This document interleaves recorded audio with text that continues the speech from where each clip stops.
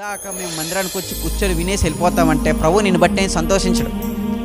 ఎన్ని సంవత్సరాల నుంచి నువ్వు అలా కూర్చొని వింటావు? ఒక్కనాడైనా ఒక్కడికైనా సువార్త చెప్పావా? ఒక్కడికైనా సువార్త చెప్పడానికి ప్రయాసపడ్డావా?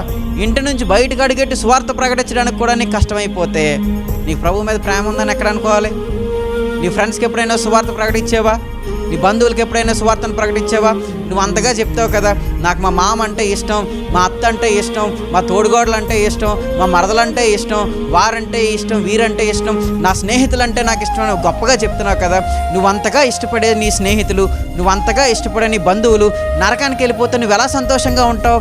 వారు పరలోక రాజ్యానికి వెళ్ళాలని ఏనాడైనా ఒక్కరోజైనా వారికి సువార్తను అందించావా?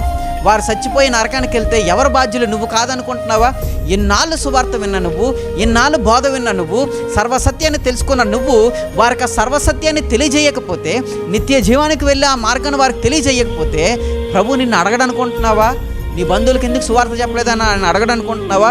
నీ కొలీగ్స్ దగ్గర నువ్వు ఎందుకు సాక్ష్యాన్ని కాపాడుకొని సువార్తను ప్రకటించలేదని ఆయన అడగడనుకుంటున్నావా? ఖచ్చితంగా అడుగుతాడు. ప్రతి విశ్వాస యొక్క భుజాల మీద ఉన్న బాధ్యత ఏంటంటే సువార్త ప్రకటించడం, ప్రభు కోసం ప్రయాసపడడం, క్రీస్తు కోసం సమస్తాన్ని కూడా నష్టంగా ఎంచుకోవడం. దేవునికి స్తోత్రం కలుగును గాక.